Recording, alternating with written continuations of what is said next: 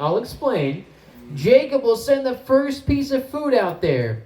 Now, as soon as an alligator or a crocodile rips the first piece into the water, when the food hits the water on piece number one, I want all of us to cheer and clap and shout. Hopefully, that sound at the beginning of the show will let the rest of the alligators and the crocodiles in the main pond know the feeding has begun. All the boring stuff out of the way, we'll get to some action. And on the menu today, Chef Jacob, he has prepared some beautifully trimmed chicken with the bone and skin and all. But remember, when it comes to what they eat, alligators and crocodiles, they don't just eat meat.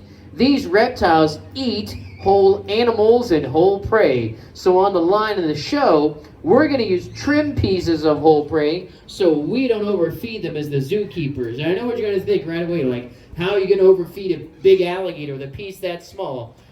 Oh, what? That was incredible. Tiny Thomas, record timing, extra food. So long and short, thank you guys. Now you can just sit back and relax. You woke some more up. Literally, there are 3 swimming this way because they heard the commotion. So, thank you guys. We have an abundance of alligators, but no crocodiles presently under the line.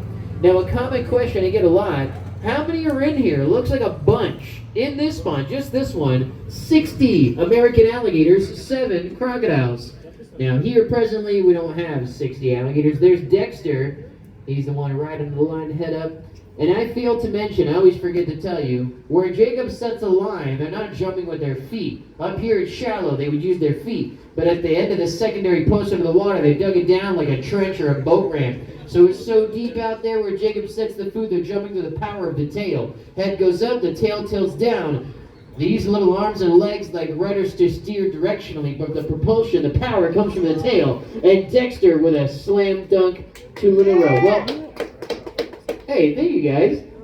I've been talking for 5 minutes straight, so let me get inside here and try and hand feed some of these alligators. The reason I say try, the ones that are up here, probably not going to eat because they want to warm up, because theoretically these are the alligators from yesterday's show that we're eating, so they have to kind of recharge their batteries, if you will. So we'll see who comes over to the embankment. Maybe some of these might want to interact with me. It's like you waited for something bad to happen. That's just honesty, though. But the big question, why? Why did that guy go in there? Why is he going in with the alligators? What's the reason for this? Well, if you never walked in and you just dump food over the fence every day, walking in, they may take off because they're terrified of you or come up way too excited based on a food response. So by coming in every day, twice a day, we're going to desensitize them to our presence. None of them are tame. There's no such thing as a tame alligator. But it's certainly easier to work with them rather than against them. And they're all different, some very timid, some very bold. I do not trust them. They trust me not to hurt them. And yes, they try and bite us. Technically, anything with a mouth can bite you. Even your grandmas and grandpas can bite you. So respect to these amazing reptiles. We just reward them for being calm. And then if they try and bite, lunge, or chase, we just don't give them food. And over time, they pick up on these patterns. And this will benefit us, the hands feeding approach, in terms of the show, you know. Some of you look excited, some not so much.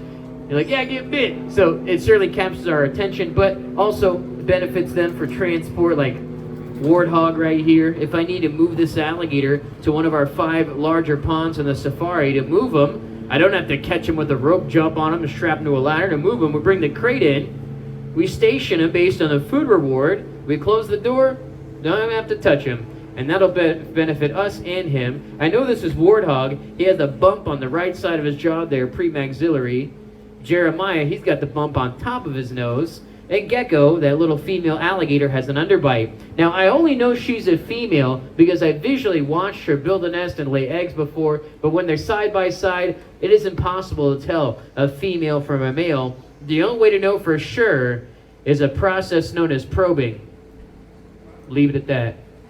Google it if you don't know.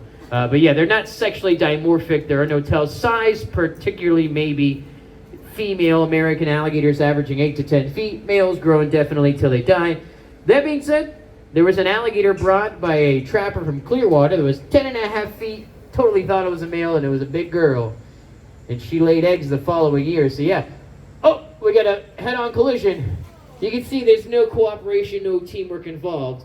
That alligator pushed the other one right out of the way. That was cheating. That alligator must play for the Patriots. I'm kidding. I don't even know what sport that is. What is it, baseball? Soccer? I really don't know. I don't watch sports. They're lame. But you can see a bunch of alligators, no crocodiles. And what you're witnessing right now, really a minimum effort for maximum reward scenario. Thomas got 2 now. He's cut off. No more for Thomas. It's easy to overfeed these larger reptiles. And that is the basis of the show here, is actually exercise. I know they call it the feeding show, but really just trying to get them active and moving.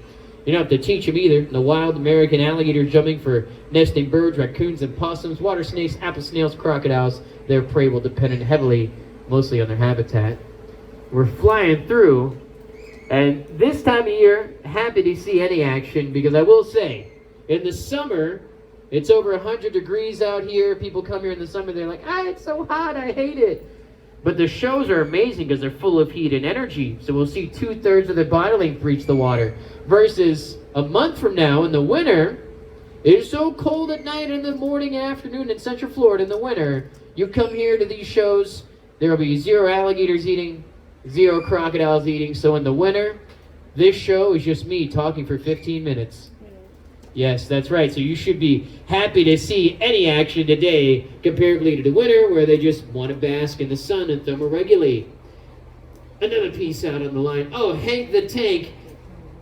He's late to the party. Got to change his name to Daniel. But Hank is a great example of a well-conditioned American alligator. He's more responsive to the visual cues rather than verbal cues. And if I get my mic really close, you'll be able to hear his jaw pop. He's not very, or he is clumsy, not very agile. So this is Hank. I know this is him because of the pigment around his eyes and his bottom jaw. And let's see if we can capture that sound on the mic we're going for. Very gentle. Trying to capture the jaw pop, the sound you hear when they bite out really hard. There's Jacob's favorite alligator, Godzilla. Godzilla is almost purely melanistic compared to Hank. And there's Chuck. Chuck's a jerk. Don't really like Chuck, but he's there. All right, Hank, let's try this one more time. We got to get him up a little bit higher. Come up a little bit higher, Hank. There he is. All right, let's try it one more time. He's just got to hold completely still. Oh no, he went back in the water. He saw I was wearing Crocs and he got offended. Everybody was so sensitive in 2025, even the alligators. Now, we're just going to reset. He feels the temperate difference in the air comparatively to the water. Very gentle again. They have full control and dexterity of their jaw muscles, so he's just taking it easy. And we got time for one more piece. We've seen a lot of action. Before we send out this last piece, if there's one thing you guys could all collectively remember from my 12 minutes of talking, just open your mind and soak up our last message like a sponge with your brain.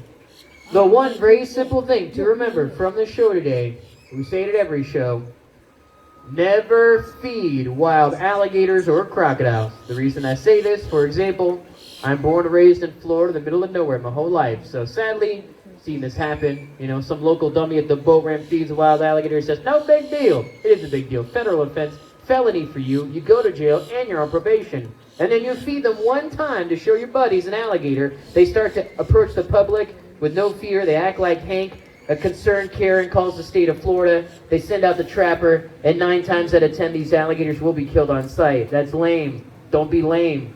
If you really want to feed an alligator or a crocodile, just come work here.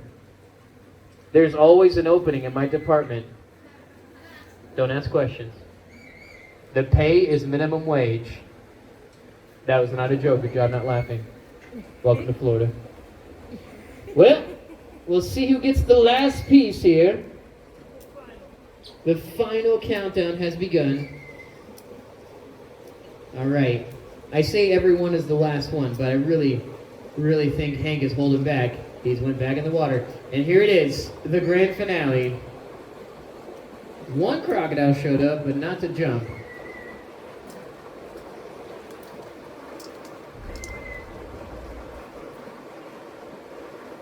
So Dexter's the alligator presently under the line. He's got the divot in his top jaw from a previous injury. It looks like a little crater. And then right behind him is Tic Tac, Leprechaun. Godzilla's still around here somewhere. Here goes Tic Tac going up. Oh, almost got it. They just make it look really easy. To put it in human perspective, this is like swimming to the deep end of a pool, crouching at the bottom, jumping out of the pool up onto the deck. None of us can do that. They just make it look very simple. And my colleagues in Northern Australia, my friend David White does the boat tours of the Daintree River. They have videos of the saltwater crocodile jumping their whole body length out of the water. It kind of puts ours to shame. Saltwater crocodile is the largest reptile ever measured on planet Earth, over 20 feet long and 2,000 pounds. And here it is. Ultimate pileup. Dexter back again, and he nailed it. That is the end of the show. Give them a big round of applause. Dig out all the hard work. You guys are awesome. You're way better than yesterday's 3 o'clock show. Thank you for coming out. Enjoy the rest.